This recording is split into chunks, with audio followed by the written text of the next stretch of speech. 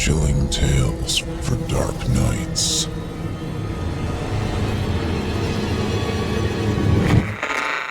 Want to make sure you never miss a Chilling Tales for Dark Nights video again?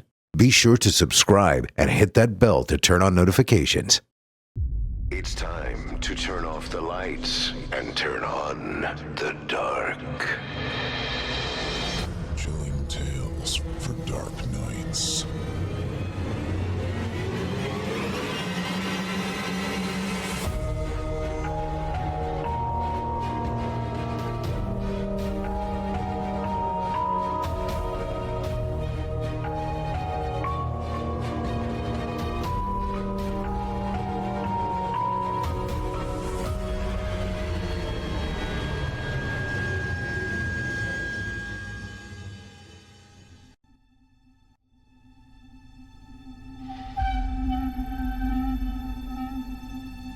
Good evening, listener. You're listening to Chilling Tales for Dark Nights. On tonight's edition, we invite you to leave behind your safe reality and descend with us into the frightening depths of the most terrifying imaginations, with 2 audio adaptations of frightening fiction about puny predators and audacious accusations. I'm your host, Paul J. McSorley. And tonight, I'll be your guide as we traverse the dimly lit corridors of your darkest dreams. I also wanted to take another moment to thank you all for your donations. Every continued share, donation, and comment of support helps. Let's keep growing together. Joining us tonight to help to bring life to the frightening fiction of Eli Pope is none other than your host of the evening, Paul J. McSorley. Now get your ticket ready. Take your seat in our theater of the minds and brace yourself. It's time to turn off the lights and turn on the dark. Our first tale this evening is written by Eli Pope and performed by myself, Paul J. McSorley. In it, we meet Betty, a black widow spider, reflecting on her solitary deadly life. With a history of seducing and killing mates, she continues the cycle, driven by instinct and hunger, satisfied by the ultimate predator's pleasure. Now, without further ado, I present to you, Skinny Legs.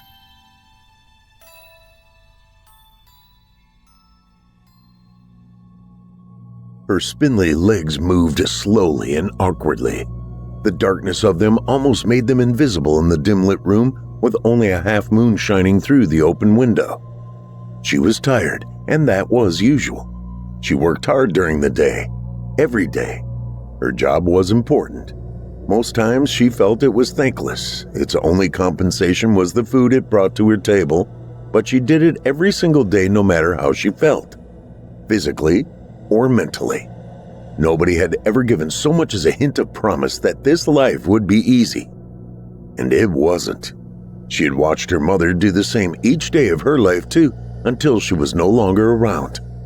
Tradition passed down for generations, she imagined. It was just what it was. It was expected. After all, there was no one else to do it, and someday she may find the male that would give her babies to keep the heritage moving forward. Nobody seemed to care about any future, though. In fact, in all honesty, there was no one else around. Betty had no real friends. She actually didn't even realize much of such things. I suppose if she looked hard enough around her surroundings, using every bit of focus her eyes could yield, that she could likely see another body out there in the background scenery. But likely just another busybody taking care of their own business and needs. No time, no need to concern herself. Betty had things to do, plans to prepare. She'd been close to being married a couple of times, but never finalized a commitment, as those mates were never the one worth making any commitment to. None ever felt like the one she considered would make a happy family. Not reclusive enough for her, and she hated that about males. Untrustworthy and always watching other females through their web of deceptions. Betty never had offspring, so her nest still remained empty. Life just continued to weave its way into a slow, mundane fabric of living. What a crooked web we weave. She smiled at herself with the limerick. If truth be known, she was very talented at weaving crooked webs. She had had practice at such. The problem was that Betty, the name she liked to be called, even though it wasn't really her name, Betty liked being alone. She couldn't blame her previous mates for leaving and never coming back. They just disappeared into the scenery. That's exactly the right way to leave. Disappear without grandioso. Was living a quiet, hidden life genetically instilled? Nature versus nurture? Betty did, however, stay relatively close to where her family had once been. She missed her mother occasionally, and being the nostalgic being she was, she liked reflecting on her past. She never knew her father. He had been long gone by the age of realizing what a father was. A lot of her friends had lost their fathers too. The women of the community, as scattered as it was, always quietly stated that males were good for just about one thing. And after completing that one thing, they were pretty much useless gallivants. So why keep another mouth to feed around if they wouldn't contribute to the family? Either run them off or dispose of them, she supposed. And that's exactly what she had done. Twice. But those are stories better told at another time. She was done with that part of her world. She was getting too old to worry about going through that again. God forbid finding another lazy leech and starting that cycle over again. Tried it, done with it. The pleasure is hardly worth all the effort. And then being the responsible one for the penalty to the pleasure. I know. The wrong way to think about offspring. But really, you reach that certain stage in life and you look back at costs versus what you get out of it. What had I gotten in my past when dealing with getting sex? She quietly spoke the word aloud. A lot of work, a lot of worry, and then a lot of loneliness. Again, did it, done with it. Why is it that just because you feel more comfortable in the shadows and not out in full display of the bright sun, that others fear you and talk bad about your business? Betty thought to herself. She never could understand that. Sure, if you messed with her, Betty could bite back, but she never went looking for trouble. Would never dream of starting a fight. She would rather just be alone amongst her own quiet business. But you mess with Betty, you get the business end of a pain you'll not soon forget. Besides, others just get in the way, mess things up, and fearmonger those close by just because she lived differently. Oh well, Betty said. That's life. Live, learn, then you die. The cycle is really too short to think about. The seasons moved more quickly in Betty's life these days. She was almost to the point of just lying around reminiscing a lot of the day away. The monotony of doing the same things over and over, and of course, ending up with the same old results. Sometimes as she rested on her laurels, enjoying the light breeze of the outdoors stretched out on her homemade hammock, she would begin to daydream about her past. The good, the bad, the ugly. Yes, she would let her mind drift back to the days of companionship before they turned sour. A wicked smile would drift across her face as her mouth would widen. A limerick would jingle-jangle off of her lips. A flutter of the heart leads to a romp in one's bed. A snack dances across your tongue, leaving your tummy well fed. False feelings of love drop like clothing that's shed, but he's too comfortable to leave without killing him dead.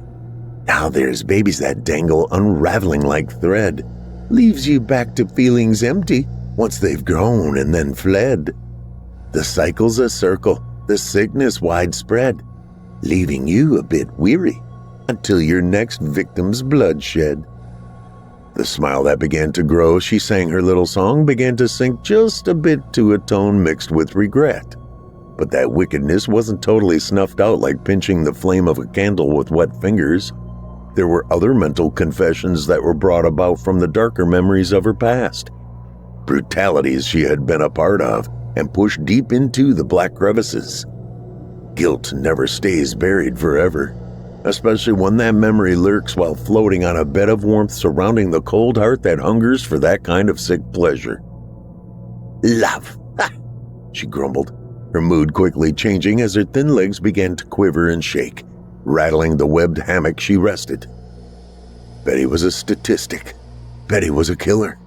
Female murderers make up just under 17% of serial killers, meaning that title was more of a male's game. Betty liked being a unique breed. Deep down, she missed the joy of doing her dirty work to the male members of her dark web. She could dance around the internal battle between her good and bad sides all day long, all life long. But she knew that her true desires would bubble back up to the surface once again.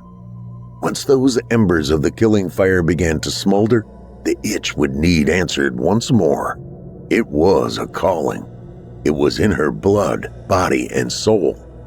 It was heritage, a bright red hourglass tattooed on her back showing all who saw it that she was a black widow of sorts, a gift likely given to her by her birth mother. She held no proof her mother was part of this club she was a member, but she also had never known her father or who he was. Not so much as a name ever mentioned by her. It was as if he had never existed. Betty knew there was something different about her and her mother, but she had always attempted to keep any thoughts or questions she had bottled, closed, and only opened up in the shadows of a dark night. Others would never understand the uncontrollable will to carry out such devious acts like murder. True pleasure wasn't only sexual, causing slow, gut-wrenching, pleading pain to the one who had just been fooled into thinking they were masters of giving pleasure, when in reality, they sucked as lovers. That was true ebullience, or enthusiasm. Payback was pain for their insignificant attempts at putting a partner's satisfaction before theirs. All males fooled themselves from the reality that they were really all about cracking their own nut rather than working hard enough at taking their time to aid in giving satisfaction to the one they were bedding down. But their feeble minds wouldn't allow them to accept that they really held no power at all. They'd be better off in the shadows masturbating and living out their dull lives in solitude, instead of playing my lover and dying for their bush league attempt at lovemaking. In retrospect, I suppose I truly am a dark, evil murderess. When I think about those past situations, pleasurable evil grins do always quickly race across my lips. My skin tingles at the memories of watching the look of shock as reality of their circumstances cross their faces, while the sparkle in their eyes slowly fade away. Females hold the ultimate control. A queen is the true rule behind any throne.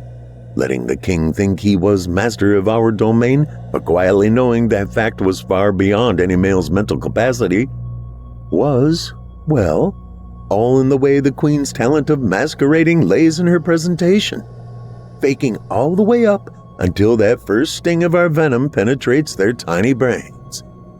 Once their receptors get a taste of the numbing pain that we ladies are able to dispense all too easily with our sharp implements, well, I must admit, I miss watching that flash of epiphany wash across a male's slow-dying face as he lays shaking uncontrollably while twisting himself up in my web of discreet deceit.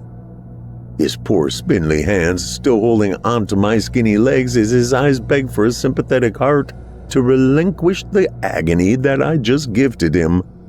From orgasm to complete organ shutdown, right before one's eyes. Now that's what a true orgasm is. I'm surely not the only one who feels this way. Betty spoke aloud to an empty home. Living on the outer fringe and in the less traveled areas made it more difficult to stumble onto a male looking for a mate. Roads less traveled were just that. But Betty still felt leery and very awkward out in the open. She didn't go out much anymore, but when she did, she still looked good. She looked sexy in black. It helped hide her slightly round midsection. Black and red, those were Betty's colors. A vixen with class. Dark but very luring. Keeping the bright red hourglass under our bellies, lest giving any hint to what surprise may lie ahead. Bobby Flanagan was a ladies' man. He coyly checked himself out in the mirror behind the bar at the small mom-and-pop burger joint as he sat down on the stool. He gave it a quick spin so he could survey his surroundings, looking to see if there were some spicy young thing to use his coy and flirtatious lines on. He was passing through this little burg on the way to better things in the big city, Well, why not break a heart along the way, he thought. Yeah, I'll pick up some young little hayseed and catch me a little fun in the sun. A little rub on the nub, poke in the whiskers. He smiled shrewdly to himself as the old lady standing by the coffee pot nodded towards the kitchen with a grin. He heard her call out to someone he couldn't yet see. "Customer out front at the bar." Bobby spun his stool back to the bar, waiting to see what kind of loser would push through the small swinging door dividing the kitchen from the restaurant. He could only imagine a younger version of the old lady that called back.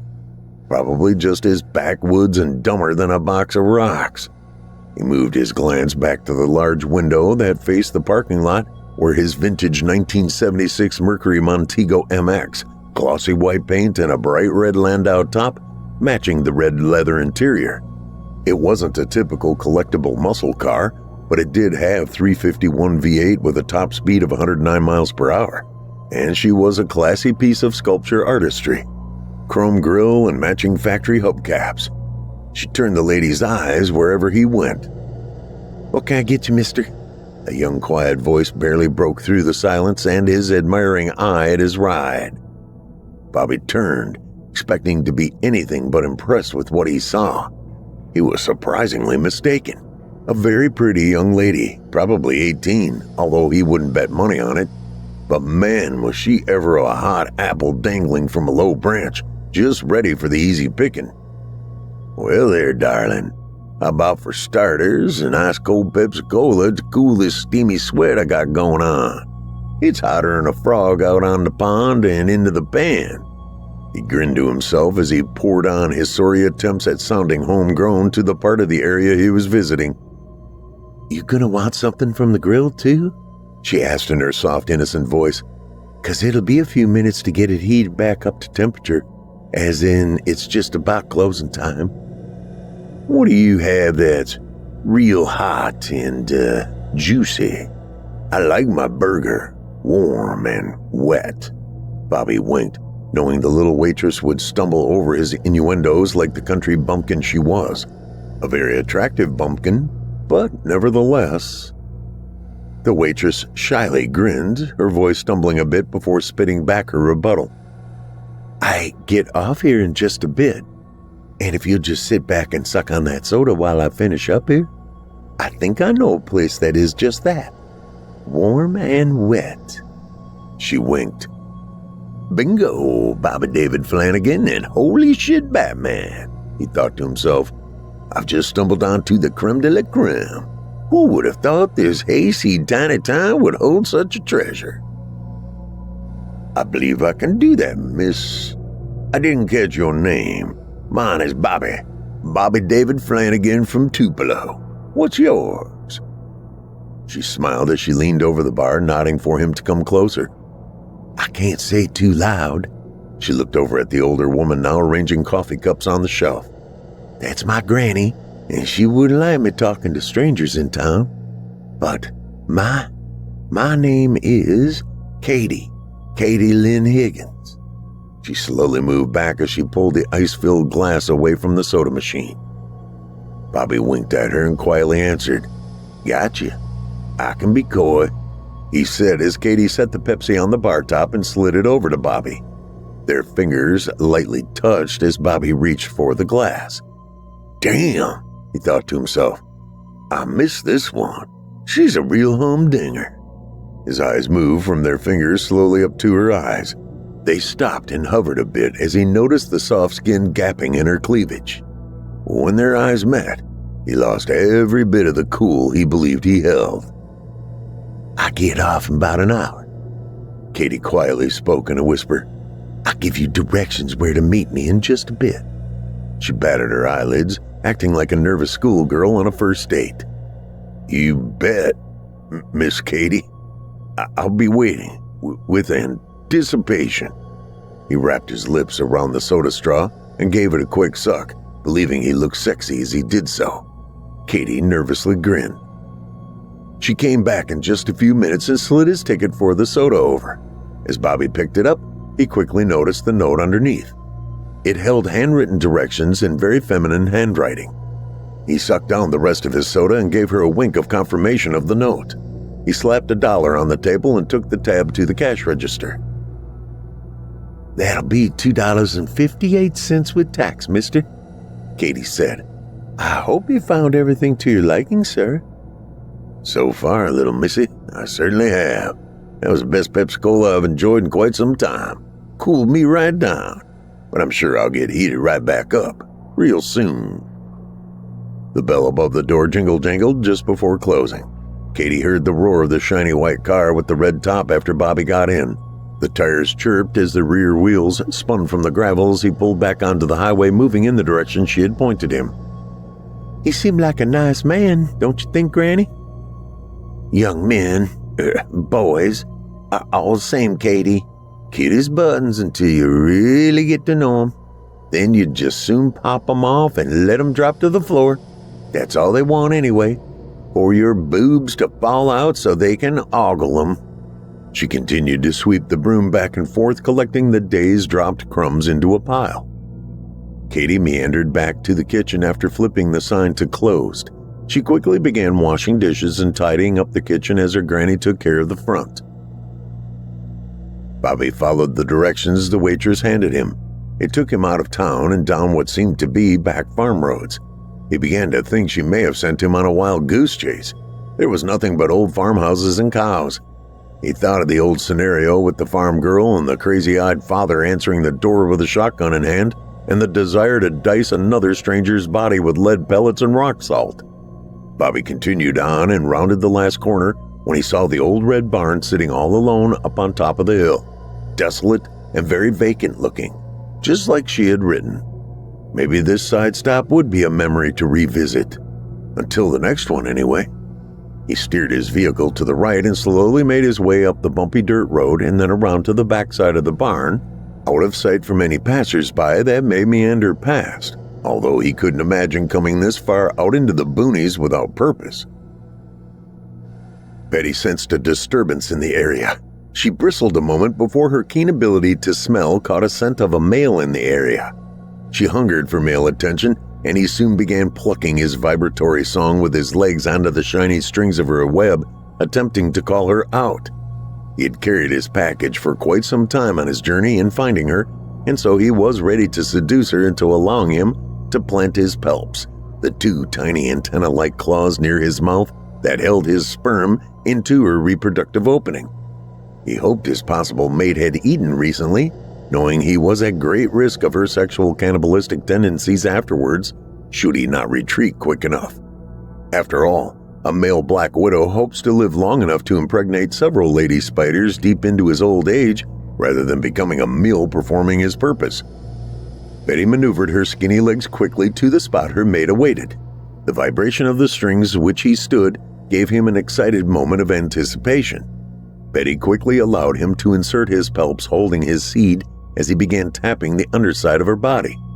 Before he completed his act, Betty began biting and eating him. Her doing this before he was finished added to the length of copulation time for her, along with giving her an easy meal. Nothing like getting a meal during sex, she thought to herself as she continued to devour him as he finished.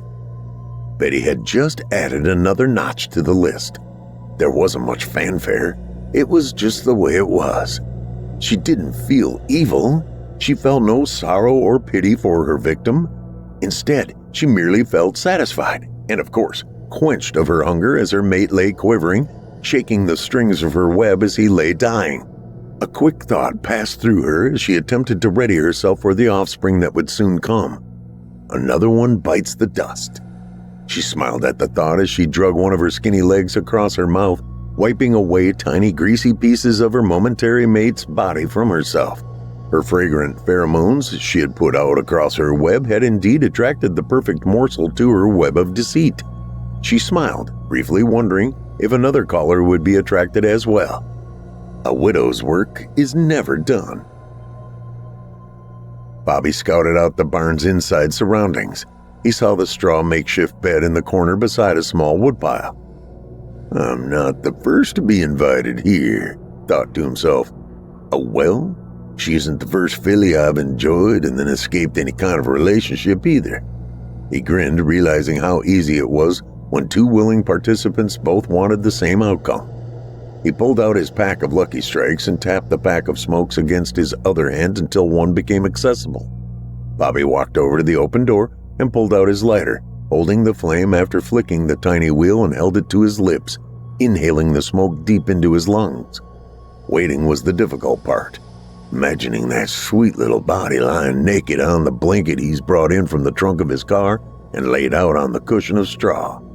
The thought brought on movement in his jeans and a rush of adrenaline flowing through his veins as he pictured her skinny legs open and spread over his shoulders as he pleasured her into a frenzy. He put the cigarette between his lips and inhaled again as he adjusted himself to a more comfortable position below. Katie, you remember how I felt, my little skinny-legged lady.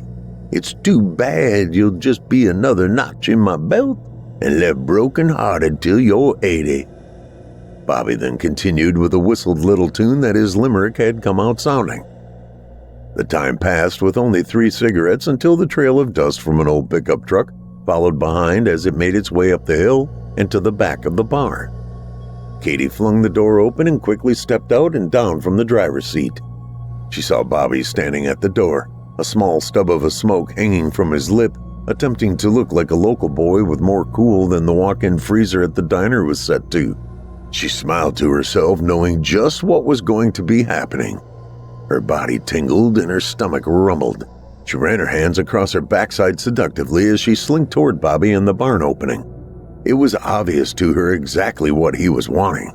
He held no clue at what he was going to get, though, and that thought sent pleasant chills followed with goosebumps across her entire body.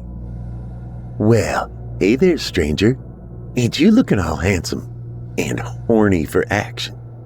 As she got close enough, her fingers instinctively trailed across the crotch of his jeans. I ain't got too long to waste before I gotta get home. Daddy'll be expecting me pretty quickly. And you don't want my daddy upset, I can promise you that.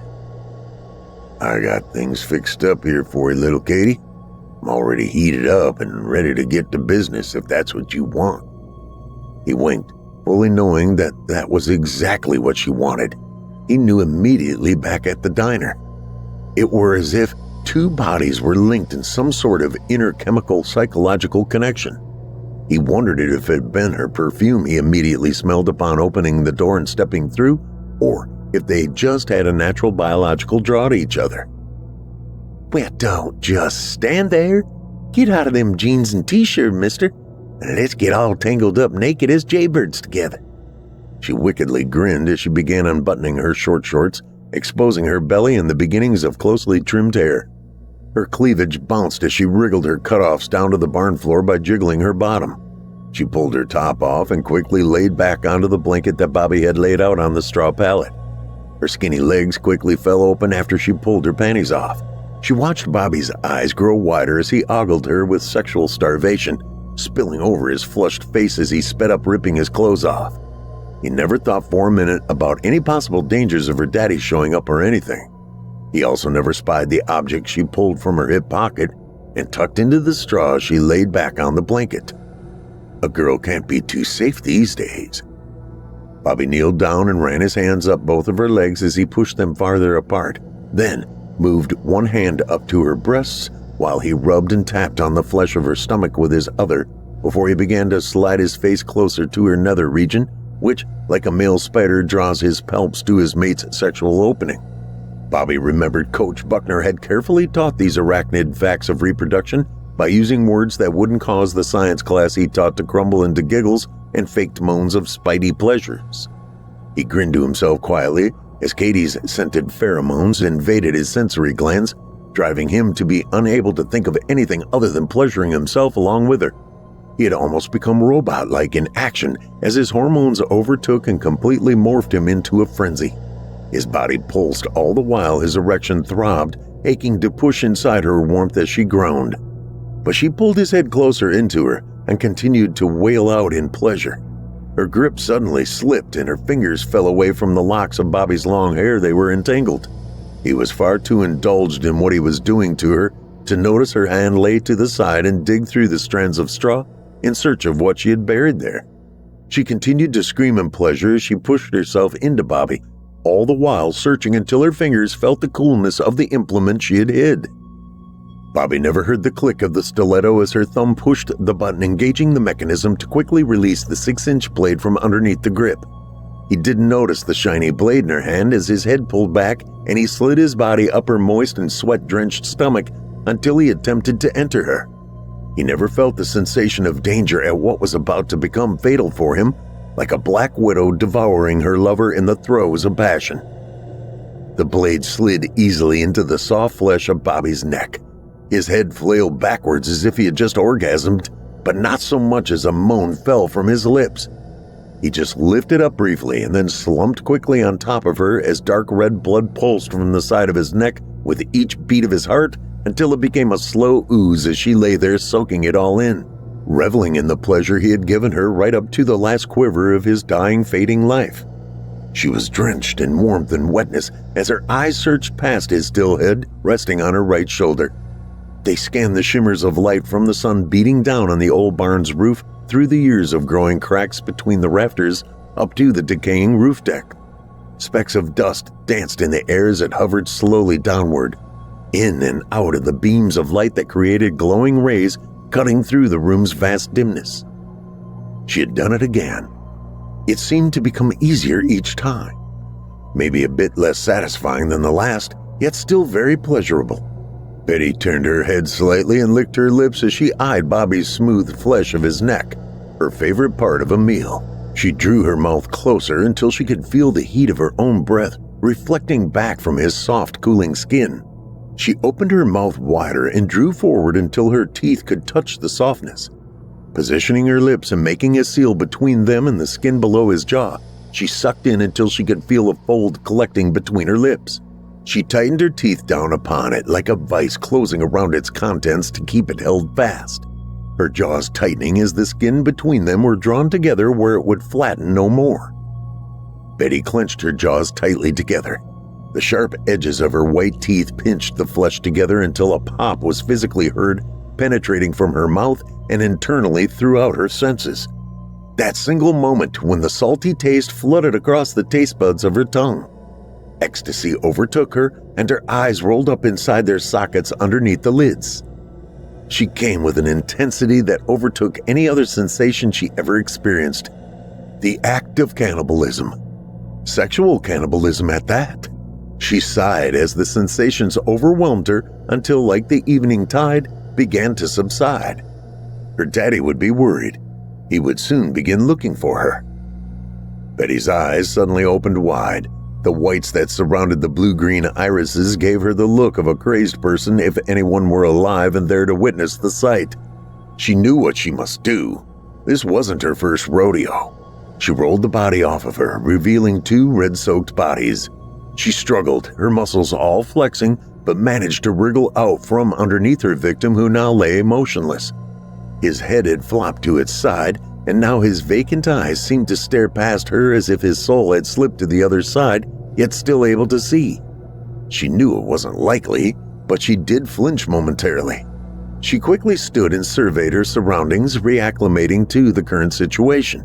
She breathed in and swallowed, realizing quickly as the substance slid down her throat and almost lodging that she hadn't completely chewed the meat, the bite she had taken from Bobby. After coughing a time or two, she knelt back down and briefly scanned his naked body as if picking out the cut of meat at the market. She rolled him over to the edge of the blanket and then stopped to catch her breath before rolling him up tightly inside the blanket like a spider rolls its ketchup in webbing for a later date. She knew she'd have to walk down to the river and quickly wash the blood from her skin.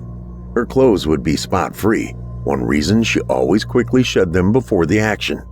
She scanned the area around the pallet of straw after covering up the lumpy blanket with it. That's when she saw the tiny movement from the corner of her eye. Down beside the woodpile in the shadows, the sun's fading light had sent a glowing beam down by chance that caught a spider's web and flashed little strings of lit fiber-like strands of silky thread. On the center of the web was a tightly wrapped carcass of what appeared to be a tiny spider's body wrapped up in white webbing like a cocoon. Just to the side was a large black spider moving its long skinny legs, pushing the cocoon down the web, closing the package ever tighter into an elongated ball. As it moved and crawled along its web, a small red hourglass was seen on its dark black belly. "Ew!" Betty exclaimed with a sharpness. "A fucking black widow spider with its dead husband," she exclaimed out loud in repulse. "We can't have that here," she spoke to herself as she lifted her skinny leg that now sported the cowboy boot she had put back on, and she pointed the toe of it towards the edge, hovering just over the black bitch's thick body. A wave of disgusted shivers raced throughout her body before slamming the boot toe down atop the defenseless arachnid to the sound of a slight crunch and smooshed sound. "Didn't see that coming, did you?" She laughed wickedly and gave one quick shiver before her cell phone chirped out. "Hello?" she spoke. "Yeah, Daddy, I'll be right home. Yeah, it was hot today, so I went down to the creek for a quick refreshing swim." She nodded her head as she headed towards the barn door. "Yeah, I'm okay now.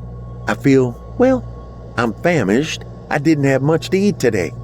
There was a pause as the other end spoke. "I'm in the mood for something fleshy, too. I'm headed home in a flash. I just have to finish drying off." She smiled. "Yes, business was great at the diner. But all I had time for today was a little snack."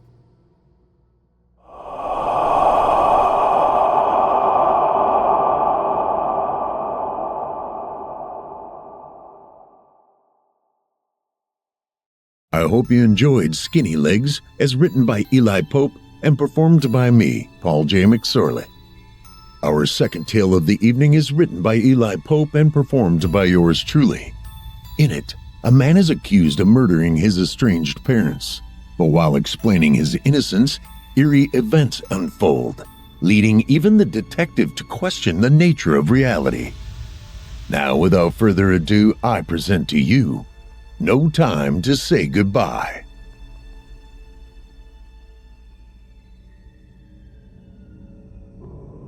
Something happened I didn't expect, nor am I able to figure out exactly just what in flip did happen. I attempted to help relive the past today, and something happened. I can't seem to comprehend it all, so I guess it's safe to say that I don't know what happened. Baffling is all that comes to mind. Am I stoned? I don't think so, but I am questioning my sanity at this precise moment in time. I question life as I thought I knew how it existed, yet now I suddenly wonder if I'm really just some higher being from another planet's experiment, or some deep-cover government op where I was sold or abducted into as a child. I question everything. I'm contemplating if I am even here right now, or trapped in a parallel world that only reflects questions back at me. I force myself to ask aloud, "Can you hear me? Or can you see me? Is there anybody out there?" I hear my voice slice through the silence. I wait impatiently for some kind of return response. Anything. But I hear nothing but tiny, faint, unintelligible voices I recognize, but can make nothing of any sense of conversation. I believe there are two voices, one male and one female, but the low hum of static garbles what little sound I am able to decipher. Maybe my tinnitus is coming on strong, and that's what's adding to all this confusion. No matter, no one attempts to answer my questions.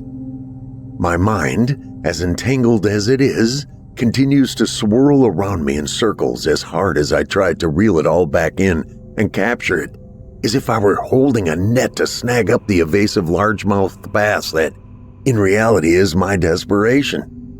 This feeling inside my brain carries me off like an echo inside a hollowness that faintly repeats the same nothingness as I try but just can't snag and control it long enough to identify just what the hell this is. It's maddening. This thought of knowing what I know is something I just can't recall. It's on the edge, on the tip of my tongue, but I hold on to the parapet high above a deep crevasse, realizing if I keep attempting to talk it out, I risk the danger easily loosening what little grip on reality I have and slipping off, tumbling end over end into an endless roll, my limbs flailing trying to grab onto anything and pull myself back up against the force of gravity. I don't dare step too close, even if it does feel I could latch on and pull myself close enough to unmask this feeling of emptiness and confusion. So, I sit back and take in a deep, deep breath. I'm in my mid-60s. I have high blood pressure. I'm medicated, of course. My doctor's nurse practitioner just warned me after last week's blood work that I'm likely on the 10-year plan towards either a heart attack or stroke without the medication and more exercise. So believe me when I tell you, I need to take a moment and take in a breath, recalculate, recontemplate, along with rejuvenate and possibly regurgitate because of all that just dropped on me like a bomb. Seriously, Officer Lincoln, is it? I mean, you don't really think I killed them, do you? I mean, it's my mom and dad, for Christ's sake. I'm just baffled, likely still in shock. How do I tell this jackal that what actually believes I had something to do with my parents disappearing? Is he insane? Am I on candid camera? I haven't even begun to tell anyone what just friggin' happened because I'm still trying to sort it all out in my own damn head, and they already think I'm some crazed out son that not only wants to off one of his parents, but both of them. Even though they haven't seen each other for over 50 years. I'm gonna need a glass of water, Officer Lincoln. I have a feeling this is gonna take a while. So it started as kind of a typical Sunday morning, with the exception of having my mother stay the weekend with us. She usually lives with my sister and her family. They own a family restaurant and work crazy long hours. They take Mom with them, and she sits in the office and colors in coloring books and works on word circle puzzles. She's 90 years old and has dementia. She's reverted back to almost being the child. She's sweet and looks up like I am the father, her hero in the life she's now been relegated to. My sister is a half-sister. My parents got divorced when I was 7. My stepdad and mom raised me along with 3 stepbrothers and later the half-sister I'm referring. We are all grown, of course. Both of my step-parents, my mom's husband and my dad's wife, passed not that long ago. It spiraled both of my parents deeper into their world of confusion, time loss, and repetition of the same questions. Mom lives with my sister. My dad has resided in the memory care unit of an assisted living home in a town just west of where I live. We visit him weekly now, even though we never really knew each other or had a relationship. That's another story, though, for another time. I'm rambling, I know. It's nerve-wracking to be sitting in a small square room painted a sickeningly pale yellow with a black rectangular window that you just know has other people you can't see on the backside, judging every word, hesitation, fidgeting movement, or pause as you rattle through your defense. Sitting across from 2 detectives that appear far more like Laurel and Hardy, one skinny and lanky while the other appears to have been the only one shoving donuts down his gullet for the past 10 years. Both have the same eyes casting doubt on every word I let slip from my mouth. I know I should ask for a lawyer, but they haven't given me my Miranda yet, so I keep spilling words out, attempting to clear my name with this bizarre story I keep swearing is nothing but the truth, so help me God. So, Officer Lincoln, it was becoming late afternoon, time we usually go see my dad in the memory care. My wife thought it would be neat to take my mom with us to see the man she was once married to, some 50 years earlier. They hadn't seen each other, and my mom sounded interested. Confused, but interested. "Did your wife go with you?" Officer Lincoln asked. "And you can call me Bob. No need to be formal, Steve. You don't mind if I call you Steve, do you?" "No, sir, that's fine, Bob." "How about him?" I nodded to the skinny guy who just sat staring with an all-knowing skepticism. "That's Ted. He's here to observe at this point. Please direct your answers to me for now." "I'd be more comfortable if you were on the other side of that two-way glass instead of sitting here like a vulture ready to scavenge on my still-living carcass." Bob chuckled and glanced over to Ted before directing his comment to him. You actually do look a little like a hungry vulture, Ted. How about you going and getting a snack and leaving this with me? I'll be fine." Ted moved his attention towards his partner. It appeared it took great contemplation and mental force to do so. He obviously wanted me to be his meal. I think he was totally convinced I'd killed my parents and disposed of their bodies, which I had done no such thing. Ted slowly rose from his chair, placing both of his long fingers on top of the table, his Timex watch face tossing a quick flash of glare from the overhead light directly into my eye. It felt like a laser slicing through my retina for a second, causing me to close my eye and quickly look away. I knew he would take the gesture as a sign of my guilt. He leaned over and whispered something into Bob's ear, just low enough I was unable to make out the words, and then he looked back at me, or I should say down at me from his now elevated position. He gave me a glare as if he were certain he would later be my hangman. He drew two of his fingers up and pointed them at his eyes, and then as he lowered his hand towards me, folded his fingers in except for his pointing finger, which he directed at me in that all-knowing, "I'll be watching you," before nodding to the blackened window. Yes, I caught his reference from his sign language. No words needed. He was starving, and he was sure I'd eventually give in and be his meal. I was shaken. Hell, I'll admit it, I was scared shitless. But sometimes when I've felt that way in my past, I act out in a way one would not expect. Maybe a last-ditch effort to fool the aggressor into seeing that they didn't scare me or hold any power over my will. I lifted my hand up, knowing I had done nothing wrong, and folded my fingers tightly into a fist before letting my middle finger rise above the rest in a worldwide recognizable salute of defiance as I reiterated the gesture with an over-exaggerated mouthing of 4 blunt and harsh words, silently, but just as loud as if I had yelled them into his face. "Fuck you, Teddy boy."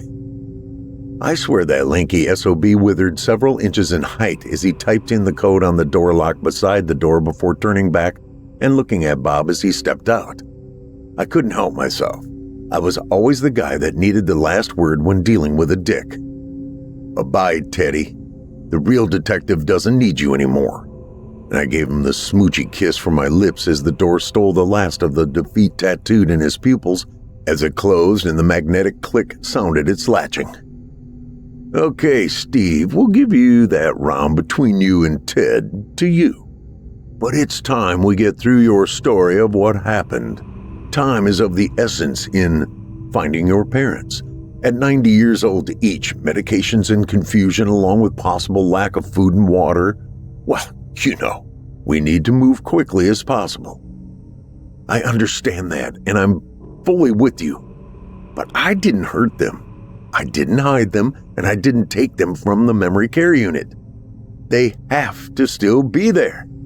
I realize it must look badly for me, but think of the intricacies of any attempt to sneak a 90-year-old person with the frailty they have, along with dementia, let alone 2 of them, trying to prod both of them, pushing their walkers past all the other residents through coded locked doors.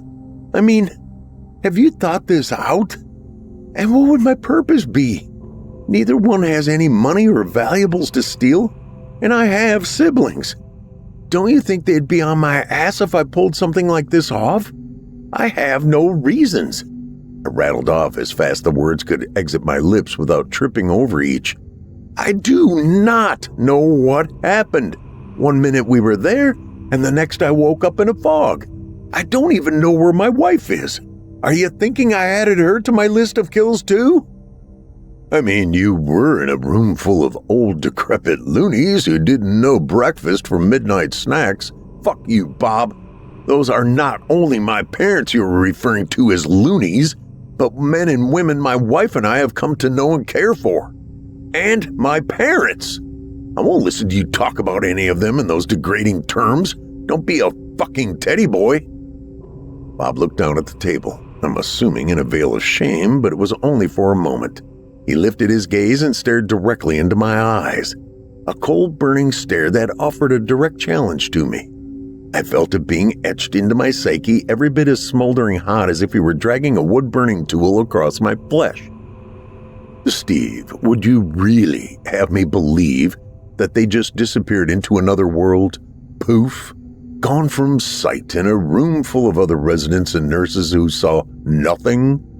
You know that's not possible in this world, don't you? In this world, Bob, all I know is that they were there together. I was squatted between them trying to explain that they were both married to each other over 50 years ago, that I was the product of that marriage, their son, made from that union. They both looked at me like they couldn't totally conceive the idea. They looked blankly at me. My mom questioned me. So I was married to him for 13 years? And I divorced him? I don't even remember why I would have.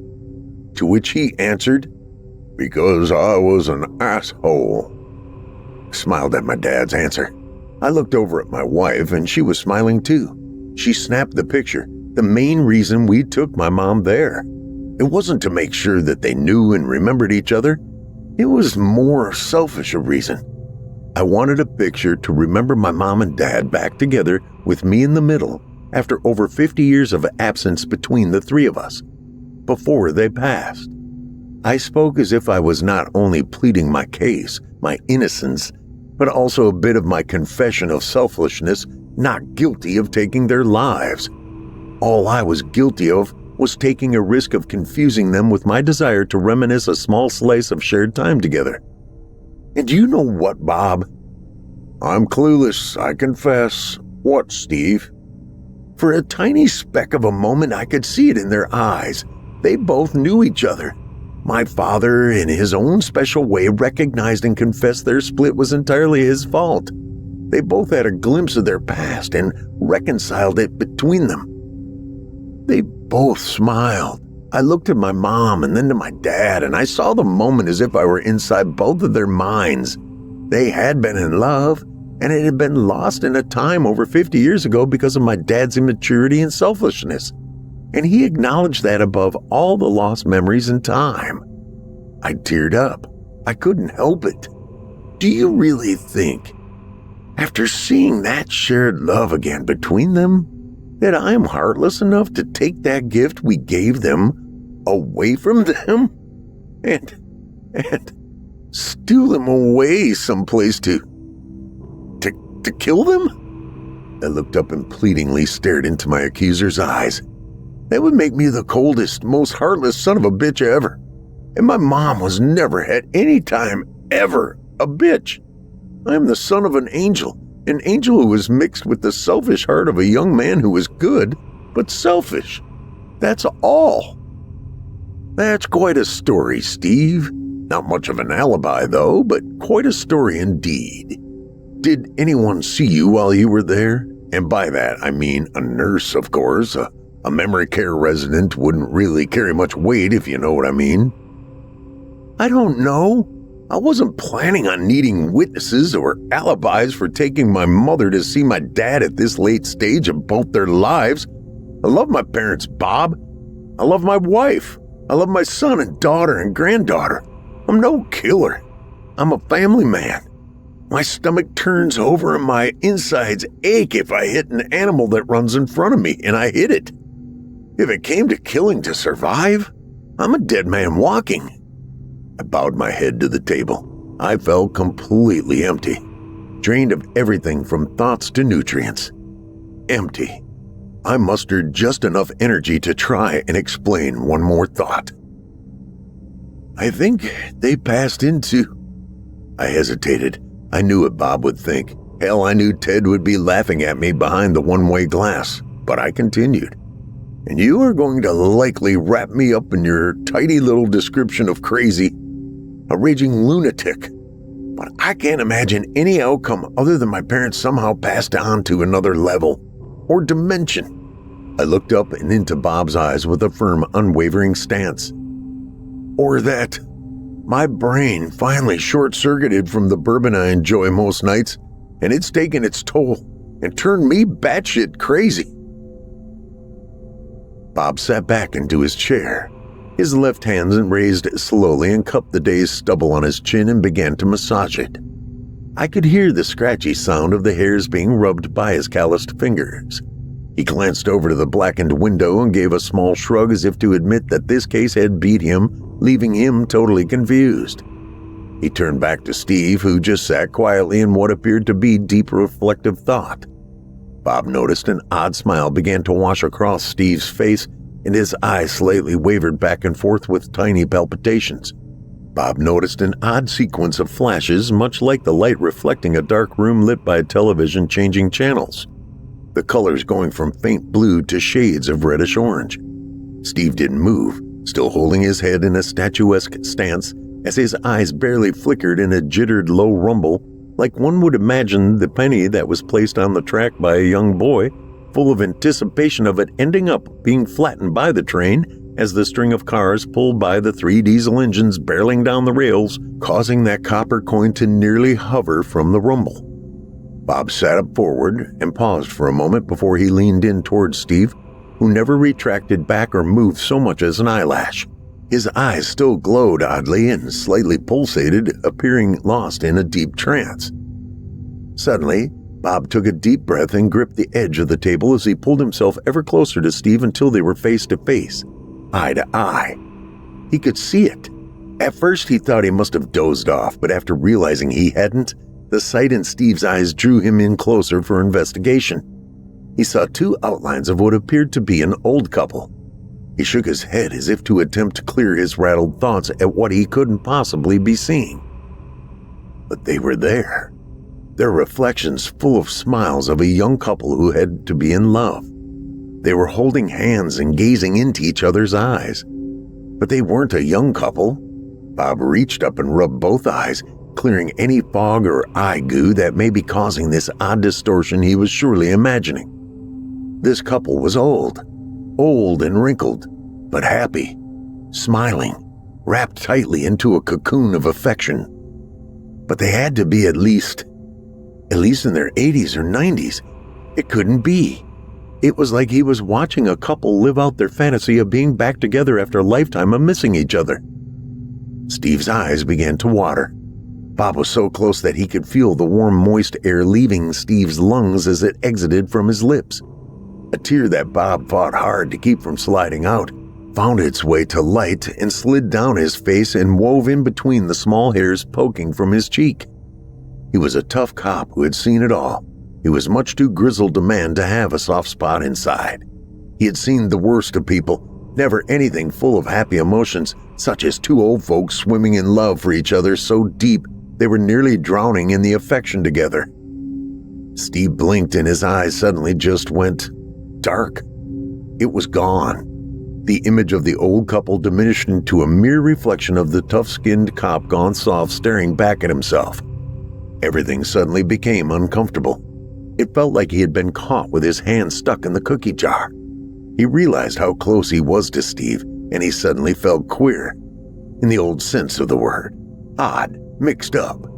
He heard the door to the interrogation room squeak as it began to open, and it drew his attention away just enough to begin pulling back. Steve's eyes flicked again with a bright flash, and it called his attention back, and the couple's image began to clear, like a fog lifting. Their images began to come back into focus. They were young, in their mid-20s. They were dressed oddly for today's times, more like the mid to late 50s. They were the same couple, though. He watched as the couple's smiles broadened, their hands reaching for the others until they became clasped tightly together. The entire thing felt beautiful and warm, like he was peering in on the birth of a new romance. A bright smile began to spread across Bob's entire face, and as it grew, the image of the couple faded slowly away as if in time with the smile growing. And then the door slammed shut with a bang, and everything stopped. Steve's eyes closed and then opened in several blinks, and Bob felt very uncomfortable as Ted rushed into the room. "What the hell is going on, Bob?" He spoke with a loud grumble. "What in fuck's sake are you 2 doing? This is a damn murder investigation, and it feels like I've been watching Brokeback Mountain." Bob turned in a daze and said only 4 words. "He didn't do it." And that was that. There was no evidence, no bodies, no witnesses, no murder. Bob looked at Steve after escorting him out of the interrogation room, Ted still baffled and rambling about what he had witnessed from behind the glass, and as the front door to the Maryville police station opened, Bob looked at Steve and simply said, I'm sorry. I'm sorry for all of this. I'm sorry for Ted and my accusations. And I'm sorry for your loss, if that's what this is. I don't know what just happened. I'm not sure I even want to try to decipher it all. So, am I free to go? I mean, I don't know, Steve. Just go. Live life with the ones you love. I'm gonna go visit my folks today. I'm gonna give them both hugs and tell them I love them.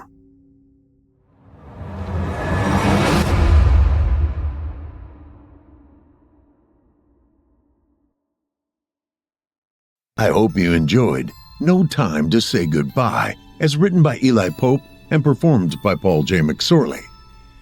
Also, don't forget, we have our own book out. Since 2012, Chilling Tales for Dark Nights has been keeping people awake through the night with terrifying audio renditions of tales from the darkest minds modern memory has to offer. Now, in this first of 3 volumes, collected are 30 tales never before available by some of the most prolific and talented authors of the online community, each one accompanied by a suitably grim illustration by David Romero. Strange cats, body mutilations, demonic apartments, revenge from beyond the grave, and yes, even a man-eating monster or two.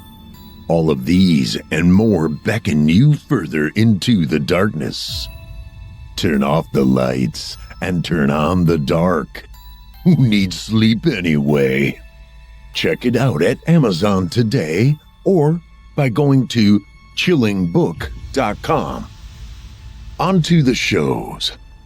Longtime resident Otis Gyrie has his very own show here on our network, Scary Stories Told in the Dark, which you can hear every Sunday night. We also have Eric Peabody's Horror Hill, a podcast dedicated to some of our deeper and darker tales. We hope you check him out. And Drew Blood's Dark Tales airs Fridays, featuring some southern down-home horror. And don't forget to check out the Fear from the Heartland archives, featuring more than 120 episodes. Well, friends, our weekly descent into the depths has just about come to a close. But before we go, I'd like to take a moment to thank you for joining us tonight, and remind you to take a moment to stop by our iTunes page and leave Chilling Tales for Dark Nights a 5-star review and a kind word. And follow us on Facebook, Twitter, and Instagram if you haven't already.